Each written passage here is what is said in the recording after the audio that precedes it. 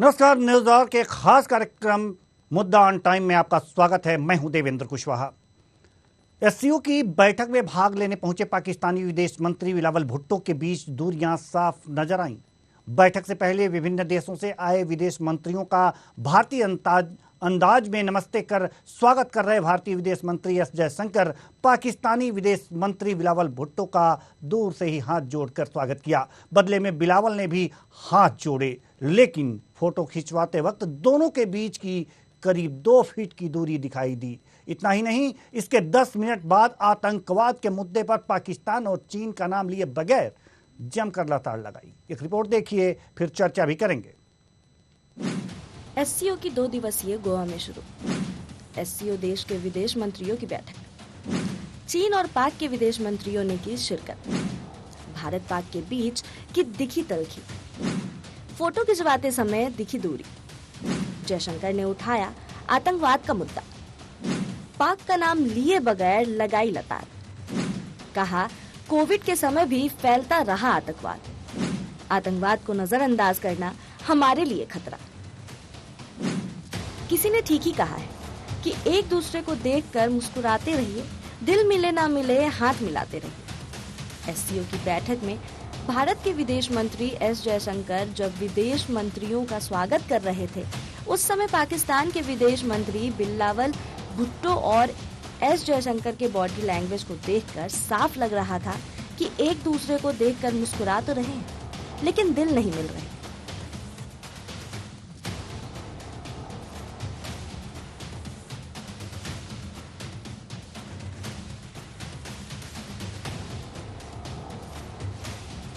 वैसे तो स्वागत करते हुए भारतीय विदेश मंत्री ने किसी देश के विदेश मंत्री से हाथ न मिलाकर भारतीय अंदाज में अपना हाथ जोड़कर स्वागत किया, लेकिन पाकिस्तान के विदेश मंत्री बिलावल भुट्टो के साथ फोटो खिंचवाते हुए दिलों की दूरी दिख गई।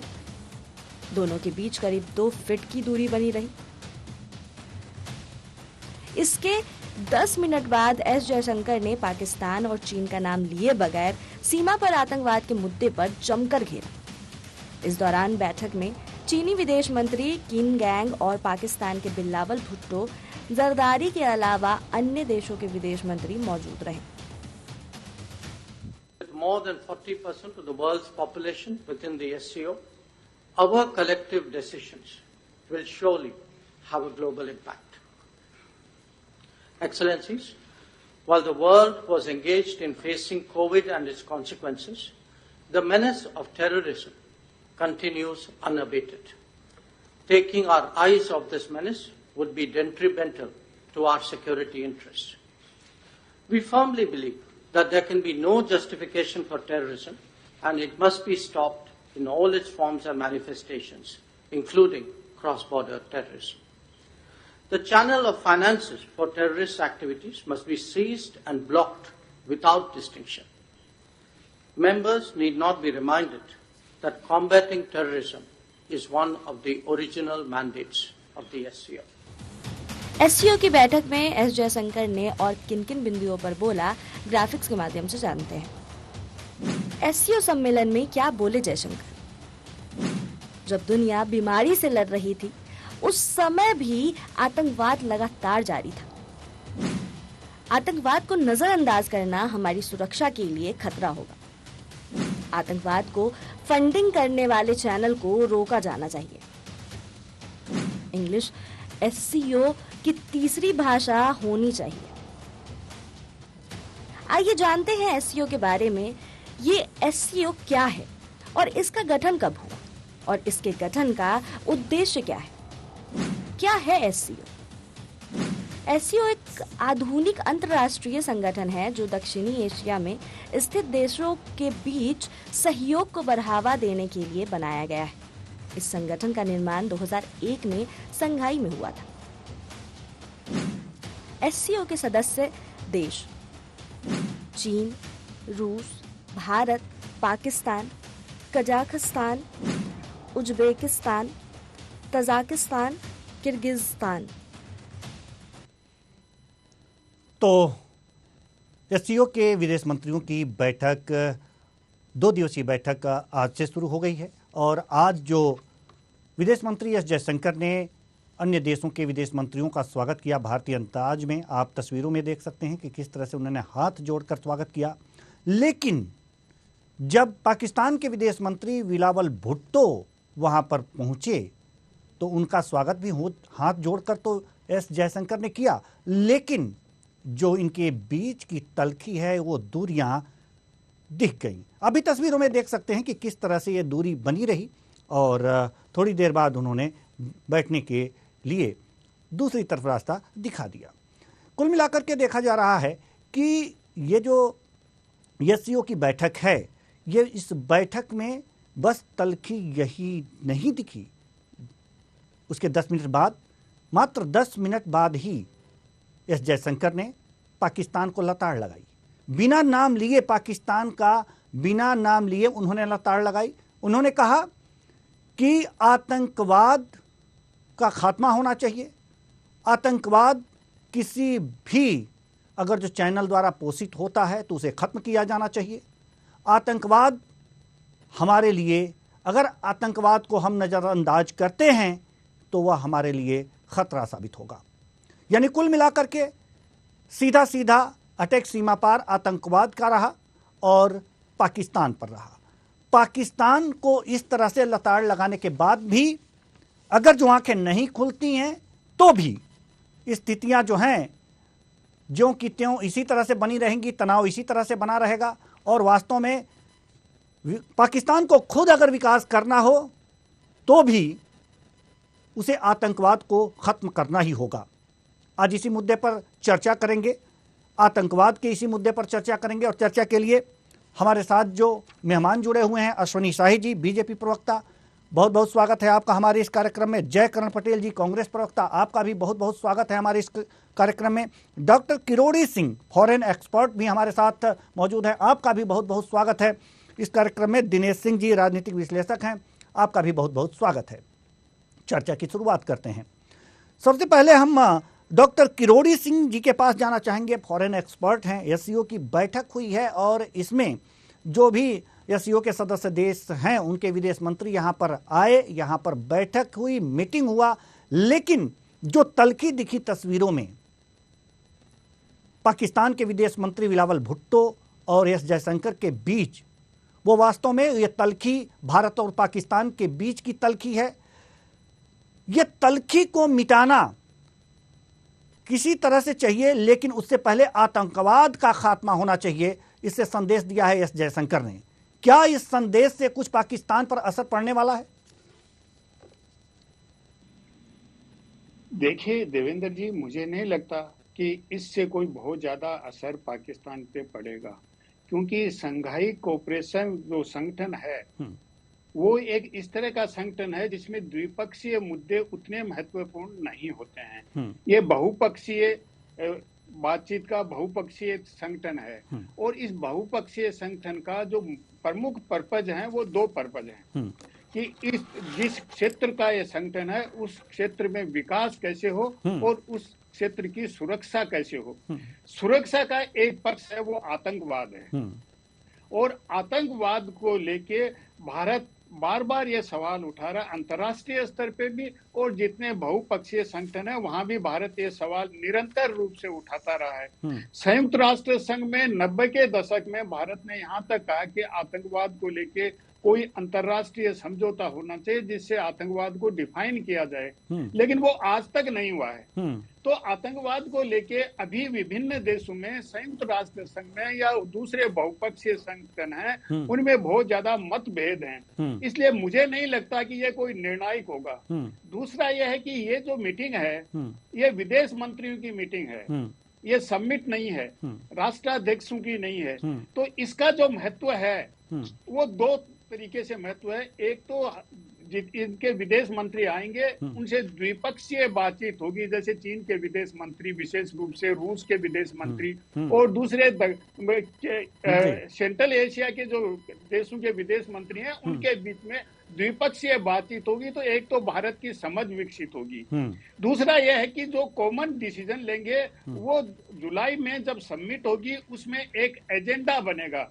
तो भारत के लिए 2023 बहुत महत्वपूर्ण देश है, क्योंकि भारत एससीओ का और G20 दोनों की अध्यक्षता कर रहा है। और ये दोनों ही संगठन ऐसे हैं जिन पे शीत युद्ध का कोई भार, कोई वजन नहीं है, क्योंकि शीत युद्ध के बाद के हैं, 21वीं सदी में ये शुरू हुए हैं। तो दोनों इतने बड़े संगठन हैं जिनको हम एक समावेशी संगठन कह सकते हैं, क्योंकि G20 है, उसमें विश्व के सभी क्षेत्रों के विकसित और विकासशील देश हैं, लेकिन एससीओ में विकासशील देश ज्यादा हैं, विकासशील देश ही हैं। इसमें 3 देश हैं, रशिया, चीन और भारत महत्वपूर्ण हैं जी। और चीन के विदेश मंत्री और रशिया के विदेश मंत्री से जिस तरह की द्विपक्षीय बातचीत हुई है, मुझे लगता है वो बहुत ही सार्थक बातचीत है। और उस सार्थक बातचीत को लेके जो मुद्दे सामने आए हैं वो जुलाई में जब समिट होगी उसमें रखे जाएंगे, क्योंकि भारत आतंकवाद का मुद्दा तो निश्चित रूप से रखेगा, वो जुलाई की मीटिंग में भी होगा, लेकिन उससे पाकिस्तान पे कोई असर पड़ेगा मुझे ये नहीं लगता जी। क्योंकि पाकिस्तान का जो दृष्टिकोण है या पाकिस्तान के लिए भारत से रिश्ते अच्छे नहीं बनाना एक एग्जिस्टेंशियल सवाल है। और पाकिस्तान ये चाहता है कि भारत से पैरिटी रखी जाए, भारत से बराबरी रखी जाए जी। तो बराबरी पाकिस्तान की कानूनी दृष्टि से, वैधानिक दृष्टि से तो हर देश बराबर हैं, लेकिन जैसे भारत की स्थिति है, भारत की जितनी समृद्धि है, भारत का प्रभाव है, उसके हिसाब से पाकिस्तान भारत के बराबर नहीं हो सकता जी। तो ऐसी स्थिति में पाकिस्तान ये मुद्दा बना के रखना चाहता है कि भारत पाकिस्तान का दुश्मन है, जिसमें पाकिस्तान का राष्ट्रवाद मजबूत हो, पाकिस्तान में एकता बनाए रखे, ऐसा पाकिस्तान का दृष्टिकोण है, जो कि सही दृष्टिकोण नहीं है। अगर भारत पाकिस्तान में दोस्ती होगी तो पाकिस्तान को ज्यादा फायदा होगा, पाकिस्तान के विकास में भारत की मदद होगी, लेकिन पाकिस्तान की सरकार को इसके बारे में सोचना चाहिए। लेकिन सरकार की भी कुछ मजबूरियां हो सकती हैं, कुछ तत्व ऐसे हैं जो पाकिस्तान के बारे में ये कहते हैं कि मिलिटेंट, मुल्ला और मिलिट्री, ये 3 जो तत्व हैं यही पाकिस्तान को चलाते हैं। तो ऐसी स्थिति में पाकिस्तान पे कोई बहुत ज्यादा असर नहीं पड़ेगा, लेकिन भारत सब देशों को इसके लिए एक तरह का तैयार करेगा कि भाई आतंकवाद के लिए लड़ना चाहिए, वो हमारा एक मुद्दा एससीओ में होना चाहिए। प्रत्यक्ष रूप से एससीओ द्विपक्षीय मामलों को लेके कोई बहुत ज्यादा तत्पर नहीं है, लेकिन वो एक सामूहिक निर्णय होगा कि एससीओ का कोई भी देश है वो अपने यहाँ से आतंकवाद को प्रमोट नहीं करेगा। इस तरह की पहले भी सेंट्रल एशिया में जब बात हुई थी, दुसानबे में लास्ट मीटिंग हुई थी जी सर, हम आपके पास आएंगे, हेड ऑफ द स्टेट की, उसमें भी बातचीत हुई थी जी। देवेंद्र जी ठीक है, हम आपके पास आएंगे। दिनेश सिंह जी, हम आपके पास आना चाहते हैं। दिनेश सिंह जी, जैसा कि अभी 11 साल बाद किसी विदेश मंत्री, पाकिस्तानी विदेश मंत्री का भारत में आगमन हुआ है एससीओ की बैठक में, क्या उम्मीदें लगा सकते हैं और पाकिस्तान क्या उम्मीद लेकर अपने विदेश मंत्री को भारत भेजा होगा? धन्यवाद कुशवाहा जी। देखिए ऐसा है कि सबसे पहले देखिए जैसे कि करीब करीब 12 साल के बाद में किसी फॉरेन मिनिस्टर का पाकिस्तान के और भारत की धरती पे आगमन हुआ है। अभी क्या एजेंडा लेके आए, क्या लेके आए, तो ये जाने हैं, लेकिन वहां पर देखिए कि इनका ब्रेड एंड बटर बोले हैं, ऑक्सीजन बोले हैं, जो वहाँ की जो मतलब जो सरकार है, भारत को गाली दे करके ही एक तरह से वो लोग उनका जो सर्वाइवल है उस तरीके से वो हो सकता है। और दूसरा क्या देखिए, अगर इनकी उस तरह नीति और जो अगर मंशा है वो अगर साफ अगर होती तो आप ये समझ सकते हैं और मैं भी समझ सकता हूँ कि वहां पर जैसे हाफिज सईद जैसे जो मिलिटेंट हैं उनको पोषित करने का काम ये नहीं करते। और दूसरा जैसे जयशंकर जी ने जैसे कि और जो विदेश मंत्री थे उनका जिस तरीके स्वागत किया और इनके जो एससीओ के जो सेक्रेटरी जनरल थे इनका स्वागत किया, उस तरीके करके तल्खी के साथ जैसे किया, तो उस वक्त से साफ पता था कि दोनों तरफ से ही जो है तल्खी दिखाई दी। और उसके बाद में जैसे क्रॉस बॉर्डर टेररिज्म हो गया और किस तरीके से जो मिलिटेंट्स हैं उनका मतलब उन पर लगाम लगाई जाए, कैसे फंड्स हैं उनके ऊपर लगाम लगाई जाए। और दूसरा पाकिस्तान का जो जम्मू कश्मीर का हमारा जो इशू है किस तरह उस पर किया जाए। और विभिन्न फोरम पे पहले भी सब चीजें उठते हैं, G20, क्वाड, एससीओ का जैसे ये चल ही रहा है और यूएन में, तो जिस तरीके से पहले ये सभी फोरम पे बातचीत उठती रही है लेकिन कोई फर्क नहीं पड़ा, क्योंकि जो चिकने घड़े पे जैसे पानी डाला जाए तो उस प्रकार से पाकिस्तान ने किया और कोई किसी प्रकार से किसी भी तरीके से असर देखने को नहीं मिला। और मिलिट्री जो रूलर्स हैं इनके एक तरह से रूलिंग एक तरह से मिलिट्री है वहाँ की, तो ये तो मतलब जनता की सरकार की तरफ दिखावे मात्र के लिए है। तो मिलिट्री खुद नहीं चाहती कि भारत के साथ संबंध ठीक ठाक हो और ये सिर्फ एक कठपुतली की तरह वहां पर काम करते हैं। और तो भारत के साथ अगर जो संबंध ठीक ठाक नहीं होंगे तो नुकसान तो पाकिस्तान का ही है। जी ऑब्वियसली बात है। देखिए ऐसा कि अगर मतलब नुकसान तो है, लेकिन वो भी अपने तरीके से, जैसे कि अब बड़ा एजेंडा जो लेके चलते हैं कि उनको लगता है कि शायद भारत के साथ में तलखी रहेगी तो उतना ही ठीक है कि वहां की जो जनता है उसके बीच में, क्योंकि जनता भी शायद पूरी नहीं जाती, लेकिन जो मिलिटेंट्स हो गए और जो मिलिट्री हो गई, और जैसे मुल्ला इन्होंने डॉक्टर किरोड़ी ने बोला, तो 3M जो है, तो 3M फैक्टर वहां पर बहुत बड़ा हैवी मतलब मुद्दा है सारे ये। तो उसमें करके उसी प्रकार से देखा जाए तो ये मतलब कि खुद इनकी मंशा ही साफ नहीं है, तो क्या करेंगे क्या नहीं करेंगे वो सब क्लैरिटी भी अभी तक है नहीं और ना हो पाएगी। जी ठीक है। अश्विनी साई जी, हम आपके पास आना चाह रहे हैं। बड़े सालों के बाद विदेश मंत्री का आगमन हुआ है, पाकिस्तान के विदेश मंत्री का SCO की बैठक में सम्मिलित होने आए हैं। इससे पहले इन्होंने एक बयान दिया था पाकिस्तान में ही कि कश्मीर का एक एक इंच लेकर के रहेंगे। तो जो तलखी दिखी है क्या उसी बात को लेकर है? देवेंद्र जी, देखिए आज की जो बैठक है, चूंकि हम हिंदुस्तान एक मेजबान देश है और भारत ने उस मेजबानी का पूरा अपना हक अदा किया है। हमने पाकिस्तान को बुलाया, पाकिस्तान अपने साथ आस्तीन के सांप को भी लेकर आया। देखिए आज ही कई जो है आतंकी मारे गए, हमारे जवान शहीद हुए हैं, लेकिन वो आस्तीन के सांप को साथ में लेकर चलता है। और वही बिलबिलाहट आज अभी बिलावल भुट्टो के भाषण में भी नजर आया कि उन्होंने एक कोशिश की कहने की कि आतंकवाद को मतलब भारत का नाम तो लिया नहीं उन्होंने, लेकिन आतंकवाद को हथियार न बनाया जाए, कूटनीतिक रास्ते में इसको न आतंकवाद को न रखा जाए। चूंकि पाकिस्तान को, हम हर पाकिस्तानी को जो है आज एक शक की नजर से देख रहे हैं। हर जो भी वहां से जो राजनीतिक रिश्ते हैं हमारे, हम चूंकि माननीय प्रधानमंत्री जी ने SCO की बैठक में जब शुरू हुआ था तो पूरा यूरेशिया के उस पर बेहतरी के लिए बल दिया था उन्होंने, और ये ट्रांजिट को बेहतर करने की बात की थी, और एक दूसरे के साथ हमारे जो है व्यवस्थाएं कैसे होंगी, क्या किस तरीके से हम एक दूसरे का सहयोग करेंगे। 17 में जब से हम लोग इसमें हैं तब से हम माननीय प्रधानमंत्री जी ने भाषण दिया। आज जब पाकिस्तान के प्रधानमंत्री के साथ जयशंकर जी की जो तलखी है वो एक संदेश देती है कि विश्व के विदेश नीति के मुद्दे पर हिंदुस्तान अभी भी जयशंकर पूरा विश्व बोल रहा है। जैसे भोलेनाथ की बात की जाती थी उसी तरीके से आज भी दिखा कि स्वागत भी किया और तिरस्कार भी किया। तो पाकिस्तान उसी के लायक है। पाकिस्तान का जो तिरस्कार है वो चालू रहना चाहिए, क्योंकि पाकिस्तान अपने आतंकवाद के मेन मुद्दे से हटेगा नहीं, विरत नहीं होगा, और हिंदुस्तान पूरे विश्व मंच के साथ आज खड़ा है आतंकवाद के विरोध में। तो अंतर ये साफ नजर आ जाता है कि क्या अंतर हो सकता है। आज वो अंतर दिखा। माननीय विदेश मंत्री जी ने जिस सौम्यता का परिचय देकर उनका स्वागत किया, उतनी ही तलखी से उनका सम्मान भी उतनी तलखी से किया कि भाई देखिए आपका स्वागत हिंदुस्तान में है, मगर तलखी जायज है और वो तलखी रहेगी जब तक आप अपने में सुधार नहीं करते। जी, जब तक सुधार नहीं करेंगे तब तक इसी तरह से आपका स्वागत होता रहेगा इंडिया में। कांग्रेस प्रवक्ता भी हमारे साथ हैं, जयकरण पटेल जी। कांग्रेस प्रवक्ता जयकरण पटेल जी, जो नीति अपना रखी है भारत ने पाकिस्तान के प्रति, उस नीति के संबंध में आप क्या कहेंगे? कांग्रेस कितनी सहमत है? नहीं, पहला निवेदन तो मेरा ये है कि उस पर नेता लिखिए, प्रवक्ता हटा करिए।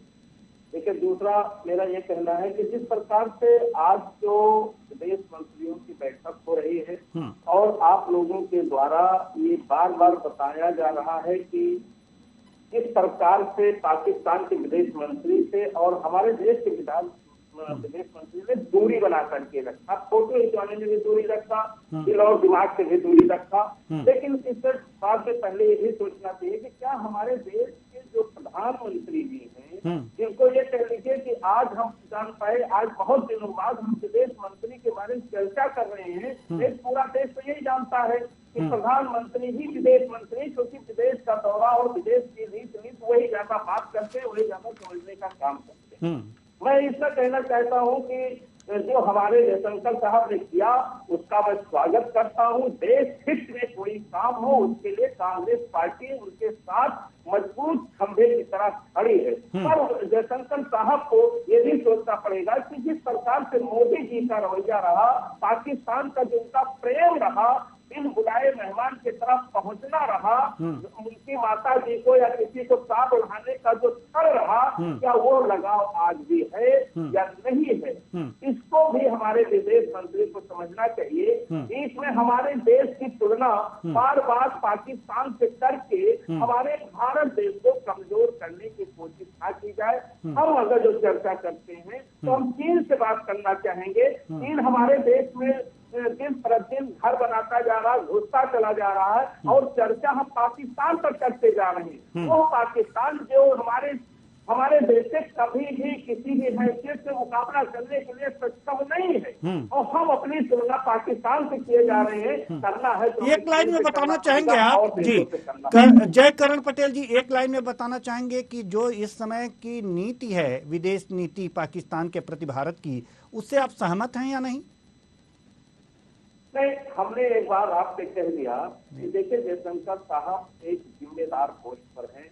अगर जो देश हित में हमारे विदेश मंत्री के द्वारा कोई कार्य किया जाता है तो कांग्रेस भी पूरे देश की जनता उनके साथ मजबूती के साथ खड़ी रहेगी। उससे कोई कमेंट करना हमारे लिए देश के खिलाफ बोलने जैसा होगा। लेकिन जयशंकर साहब को यही समझना चाहिए कि हम हमारे देश को खतरा किससे है, हमारी लड़ाई किससे है और लड़ाई जिससे है उससे तो हम लड़ नहीं पा रहे हैं, उससे तो हम नजरें चुराते हैं, ये बताने का काम करते हैं कि वो हमसे ज्यादा ताकतवर है और लड़ना और दिखना उस देश से चाहते हैं जो हमारे सामने खड़ा होने की हैसियत नहीं रखता है। मैं इतना कहना चाहता हूँ और जयशंकर साहब से मेरा निवेदन नहीं, आप ये कहना चाहते हैं जयकरण जी, शायद आप ये कहना चाह रहे हैं, शायद आप ये कहना चाह रहे हैं कि आतंकवाद अगर जो पाकिस्तान फैला रहा है तो हम चीन से लड़ें। ये क्या आप ये जानते हैं कि हमारे देश का कोई नागरिक ये चाहता है कि हिंदुस्तान भारत देश में आतंकवाद पैदा हो? ऐसा कोई नागरिक चाहता है क्या? प्रश्न तब उठता है जब पाकिस्तान जैसे लोग जहां पर वो आतंकवाद की फैक्ट्री है, जब तीन बुलाए मानने हमारे मोदी जी आप पहुंच जाते हैं। अश्विनी शाह जी जवाब दीजिए, उसके बाद हम फॉरेन एक्सपर्ट के पास जाएंगे। लोगों का स्वागत जिस प्रकार से पाकिस्तान करता है, सवाल तब खड़ा होता है, संशय तब खड़ा होता है। हमारे जैसे लोग इसलिए करते हैं क्योंकि आतंकवाद लोगों की जाने लेता है। जो है ये नहीं पता है, थोड़ा शांत हो जाइए तो मैं बोलूं। ठीक है अश्विनी शाह जी, जल्दी से हो जाइए। जयकरण जी, जी मैं स्पष्ट रूप से कहना चाहता हूं, जिस व्यक्ति को जयकरण जी यहाँ बैठे हुए हैं, इनको भारत के विदेश मंत्री को जिसका विश्व में डंका बज रहा है, उनके अस्तित्व पर और उनके उस पर सवाल खड़ा करने का कांग्रेसी का ही हक हो सकता है। जो कांग्रेसी यानी कि इनके नेता राहुल गांधी जी जो जाकर जो है चीन में जिस चीन की ये बात कर रहे हैं उसमें जाकर एक एमओयू करके आते हैं। जब पकड़े जाते हैं तो एमओयू नहीं दिखाते हैं कि क्या है, क्योंकि चंदा मांगने गए थे। वो चीन से गलबैया वो करते हैं। और आज जब पाकिस्तान के घर में घुसकर माननीय नरेंद्र मोदी जी की सेना मारती है, भारतीय सेना जब घुस के मारती है और पाकिस्तान का मंत्री सदन में खड़े होकर कहता है अभिनंदन को वापस करो वरना जो है थरथराते हुए कदमों से, नहीं तो भारत की सेना अटैक कर देगी। आज भारत का जो जब ये स्थिति है, चीन को जमीन किसने दिया? चीन को जमीन जो है जवाहरलाल नेहरू जी ने बंजर बोलकर दे दिया था। कम ये तो होनी चाहिए। आज जो बात हो रही है वहां से निकाल कर कहां ले गए चीजों को। आज जो ये एससीओ बना है 2001 में बना था, 2004 से और 14 तक इनकी सरकार रही। क्यों नहीं ये लोग मेंबर बन गए उसके? क्योंकि रूस, चीन, अमेरिका, वो क्या नाम है, किर्गिस्तान कई देश इसमें शामिल है। इस साल ईरान शामिल होने जा रहा है। मेरा ये कहने का मतलब है कि इन लोगों को हिंदुस्तान की भलाई से कोई मतलब नहीं था। लेकिन आज जो है चतुर्दिक अगर हिंदुस्तान बेहतरी की तरफ बढ़ रहा है, हिंदुस्तान नेतृत्व कर रहा है, हिंदुस्तान पूरे विश्व में अपने नाम का डंका बजा रहा है, तो कांग्रेसियों को दिक्कत होने लगी है। कांग्रेसियों के पेट में जो है अनाज पच नहीं रहा है, उल्टी करने की स्थिति में आ गए हैं और वही स्थिति आज ये कर रहे हैं। ठीक है जयकरण जी, जल्दी से क्योंकि हमें फॉरेन एक्सपर्ट के पास जाना है, बहुत जरूरी जी। अभी जिस सरकार से ये पाकिस्तान का रोना रो रहे थे, शायद इनको ये भी नहीं पता है कि कांग्रेस पार्टी ने क्या किया और ये क्या कर रहे हैं। ये गलबैया कर रहे हैं और हमारे देश के सैनिकों की हत्या करवा रहे हैं और ये बाजा बजा रहे हैं पाकिस्तान के नाम पर। अरे अगर जो कम है 8 साल से आपकी सरकार है ना, 10 साल से 9 साल पूरे होने वाले हैं, आप 2 साल की सरकार चला चुके हो। आपने एक साल ऐसा कोई किया हो? आप बार बार एक घटना की बात कह करके पूरे देश को क्या डरवाना चाहते हो क्या? आतंकवाद हमारे देश को अच्छा लगता है क्या? आतंकवाद को कांग्रेसियों से ज्यादा कोई जानता है क्या? जिस कांग्रेस परिवार ने इतनी जाने और आंसू भी बहाते हैं कांग्रेसी भाई आतंकियों पर। कोई जानता है क्या? बाटला हाउस पर सोनिया जी आंसू बहा रही थी। जयकरण जी, अरे हिम्मत है बाटला हाउस पर सोनिया जी आंसू बहा रही थी। कितना प्यार है आप लोगों को? बार हमारे देश की प्यार और दर्द झलक रहा था बाटला हाउस कांड में। सलमान खुर्शीद जी ने कहा सोनिया जी रो रही थी। कितना प्रेम है। रात में कोर्ट खुलवाया जाता है एक आतंकी के लिए। क्या बात है, क्या दर्द है इनको सीने में। अरे कुछ तो शर्म कीजिए आप लोग, हिंदुस्तान में रहकर आतंकियों के साथ खड़े होने वाले। 370 हटा तो आपके विपक्ष के नेता कह रहे थे इसको यूएन में ले जाएंगे, और आज का आप भी कहते हैं 370 वापस लाना है। तो ये बड़ा आतंकियों के लिए प्रेम है, आप लोगों के लिए सम्मान है, आप लोगों के लिए सम्मान रखिए उसको। घर बना रहा है, ठीक है, ठीक है। वो नेहरू जी के जमाने से बना रहा है भाई, वो नेहरू जी के जमाने से बना रहा है, वो नया नहीं बना रहा है। वो आप लोगों ने दिया था और अपने अंदर बना रहा है। जो आपने दिया था उसमें अपने अंदर बना रहा है। ठीक है, ठीक है, ठीक है। किरोड़ी सिंह जी, डॉक्टर किरोड़ी सिंह जी, हम आपके पास आना चाहते हैं। हम ये जानना चाह रहे हैं कि जो भारत की सरकार है और जो उसकी विदेश नीति है इस समय पाकिस्तान के प्रति, वो कितनी सही है और उसमें अभी कितनी सुधार की आवश्यकता है? देखिए देवेंद्र जी, आपने कांग्रेस के हमारे साथी से जयकरण जी से बिल्कुल सीधा सवाल पूछा कि कांग्रेस भारत की नीति का समर्थन कर रही है, नहीं कर रही है जी। और उन्होंने बहुत ही सदा हुआ जवाब दिया कि नीति भारत की होती है, किसी व्यक्ति की या सरकार की नहीं होती है। तो इसका अर्थ यह है कि कांग्रेस भी भारत सरकार की नीति का समर्थन करता है। फिर बीजेपी और कांग्रेस के साथ ही डिटेल्स में थोड़ा सा उनका विवाद बढ़ गया, लेकिन भारत की नीति आज से नहीं, प्रारंभ से ही ये रही है कि युद्ध किसी चीज का समाधान नहीं हो सकता है। ये हमारे वर्तमान प्रधानमंत्री ने भी कई मंच पे ये कहा है कि कूटनीति और संवाद से ही समाधान हो सकता है। यूक्रेन को लेके भी कहा है और दूसरे मंच पे भी हमारे प्रधानमंत्री ने और हमारे विदेश मंत्री ने बार बार ये कहा कि कूटनीति और संवादी समाधान है। भारत ऐसा नहीं है कि पाकिस्तान से कोई युद्ध की स्थिति में आए, युद्ध करे, युद्ध विकल्प नहीं है। लेकिन ये एक भारत की कूटनीतिक जीत है कि पाकिस्तान को जिस तरह से आइसोलेट कर रहे हैं और पाकिस्तान को लेके दुनिया जिस तरह से भारत का समर्थन कर रही है आतंकवाद के मुद्दे को लेके, लेकिन पाकिस्तान को ये महसूस करना चाहिए कि पाकिस्तान स्वयं ही आतंकवाद का ज्यादा विकल्प है। अगर आप पड़ोसी के घर पे आग लगाओगे और पड़ोसी मजबूत है तो अपनी आग तो बुझा लेगा, लेकिन वो आग आपके घर में लग गई तो नहीं बुझा पाओगे। तो पाकिस्तान में स्वयं में ही आग लगी हुई है। पाकिस्तान में राजनीतिक संकट चल रहा है, आर्थिक संकट चल रहा है, आतंकवाद की घटनाएं रोजाना पाकिस्तान में हो रही हैं। तो पाकिस्तान की जैसी स्थिति है वो तो भारत की स्थिति नहीं है। तो भारत की जो कूटनीति है, संवाद के बिना और आतंकवाद के इश्यू को रेज करना बिना युद्ध के, मेरे ख्याल से ये भारत की कूटनीतिक सफलता है। युद्ध करना विकल्प नहीं है। हमारे कांग्रेस के और बीजेपी के दोनों साथी ये कहें कि हम पाकिस्तान से युद्ध कर लें, मेरे ख्याल से वो विकल्प नहीं होगा, वो भारत की नीति भी नहीं है।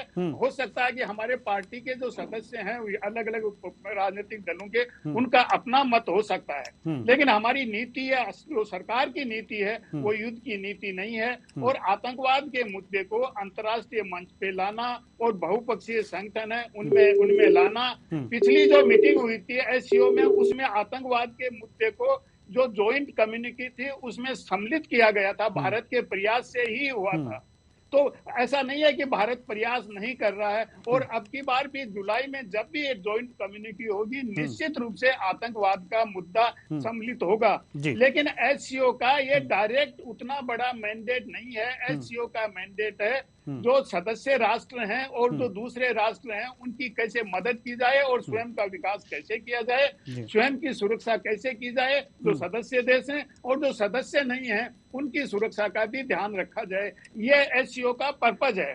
तो एससीओ अपने पर्पज से भटक के केवल आतंकवाद रोधी संगठन नहीं बनना चाहता है और भारत का शायद ये प्रयास भी नहीं है। लेकिन भारत इस मुद्दे को लेके पाकिस्तान का जो दृष्टिकोण है उससे असहमत होके भारत विभिन्न मुद्दों को विभिन्न मंचों पे उठा रहा है। उसमें एससीओ भी एक मंच है।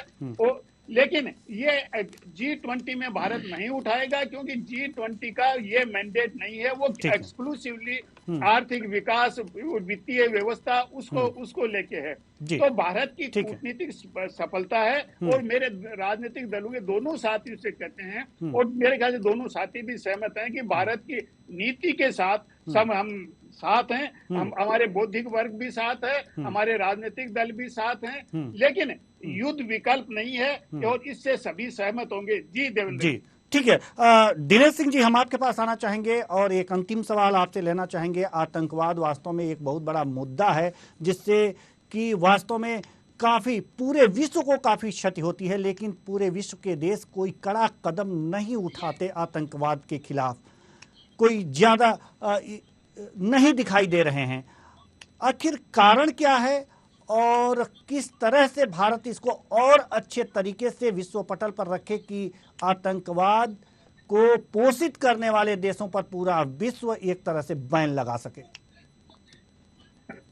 जी कुशल जी, देखिए एससीओ, क्वाड, G20 या अन्य प्रकार के जो संगठन हैं उनका लक्ष्य होता है कि चहुमुखी विकास किसी तरीके से, जैसे कि शिक्षा का क्षेत्र हो गया, कला में हो गया, या इकोनॉमिक जो प्रोग्रेस होगी कंट्रीज की, क्रॉस बॉर्डर टेररिज्म हो गया, या इनको फंड्स का जो इधर से उधर जो इलीगल जो ट्रांसफर है और कुछ है वो रोकने का काम हो गया। तो इन्हीं सब चीजों पर लगाम लगाने की चीज होता है। लेकिन अगेन चीजें में कि अगर जहर की खेती अगर बोई जाएगी तो जहर ही उगेगा सर। ये पाकिस्तान के साथ में एप्लीकेबल है चीजें, और पाकिस्तान और अन्य इस तरह की जो कंट्रीज हैं जिनको लगता है कि उस तरीके से मतलब दूसरे देशों में खलबली बचा करके और उनकी तरक्की होगी तो उसमें वो दिक्कत बहुत बड़ी समस्या है। दूसरी बात देखिए, जैसे कि अभी जो फॉरेन एक्सपर्ट जिन्होंने एक छोटी थोड़ा छोटा सा मैं टिप्पणी करना चाहूंगा कि देखिए कि व्यक्ति विशेष में बहुत चीजें निर्भर करती हैं। अगर एक हमारे जो पीएम और प्रेसिडेंट जो हैं वो अगर स्ट्रांग अगर होते हैं तो नीतियां देखिए उसी हिसाब से थे, क्योंकि जैसे नीचे ब्यूरोक्रेट्स हैं, जैसे ये ब्यूरोक्रेट रहे हुए हैं और अन्य ब्यूरोक्रेट हैं, तो वो सब अपने लगे इंटेलेक्चुअल्स होते हैं, उनकी नीतियां होती हैं और नीति पे ही सबके सारी काम करती हैं चीजें, और नीतिगत चीजों पे, नीतिगत निर्णयों पे ही आगे जाकर के सारे जो है लॉन्ग टर्म प्लान बनते हैं। तो उनके पास है ठीक है प्लान A, B, C तीनों चीजें ही, लेकिन जिस प्रकार के जो रूलिंग जो पार्टी के जो चेयर में जो पर्सन होते हैं, पीएम हो गए, प्रेसिडेंट हो गए, तो पीएम जो जैसे उस तरीके करते हैं कि उनको अगर लगता है कि हाँ ठीक है इस पे करके चल सकते हैं और एक कठोर निर्णय लेकर के काम कर, जैसे कि अभी जैसे कि फॉरेन मिनिस्टर्स की मीटिंग जो गोवा में हुई, इसमें भी सिर्फ पाकिस्तान का नहीं, चाइना के जो इनके जो फॉरेन मिनिस्टर हैं इन्होंने सफाई दी कि हाँ की बॉर्डर पे जो है, क्योंकि इन्होंने जैसे जयशंकर जी ने पहले भी इनको लताड़ा था और पहले बातों बातों बताया था कि भाई जब तक कोई किसी प्रकार की शांति बॉर्डर पे LAC में नहीं होती तब तक किसी प्रकार की वार्ता संभव नहीं है। तो इन्होंने कम से कम 10 बार सफाई दी इस बारे में कि अभी चीजें काफी तक स्टेबल हैं और उन्होंने ट्रुप्स को पीछे भी किया। तो देखिए सही आंखें ना झुका के और ना मतलब है कि आंखें लाल करके, आंखें मिला के, आंखों में आंखें डाल करके बात करनी पड़ती है, तभी जाके समाधान संभव निकल पाते। जी, आंखों में आंखें डाल करके बात करनी पड़ती है तभी कुछ समाधान निकल पाते हैं, और भारत इस समय यह कर रहा है। बहुत बहुत धन्यवाद सभी मेहमानों का, आप आए और अपने अपने विचार साझा किए। तो कुल मिलाकर के देखा जा रहा है कि वास्तव में भारत का डंका तो विश्व में बज ही रहा है, क्योंकि भारत आंखों में आंखें डालकर बात कर रहा है। SCO के जो सम्मेलन थे और जिसमें बैठक में विदेश मंत्रियों की बैठक हुई, इसमें आतंकवाद का मुद्दा S जयशंकर ने उठाया है और पाकिस्तान को लताड़ भी लगाई है। बिना पाकिस्तान का नाम लिए उन्होंने लताड़ लगाई है, यानी कि आंखों में आंखें डालकर ये बातें समझाने का प्रयास किया गया है। अगर पाकिस्तान अब भी समझ जाए तो बेहतर है, वरना अपनी स्थिति खुद देख रहा है। फिलहाल इस कार्यक्रम में इतना ही, मुझे दीजिए इजाजत, नमस्कार।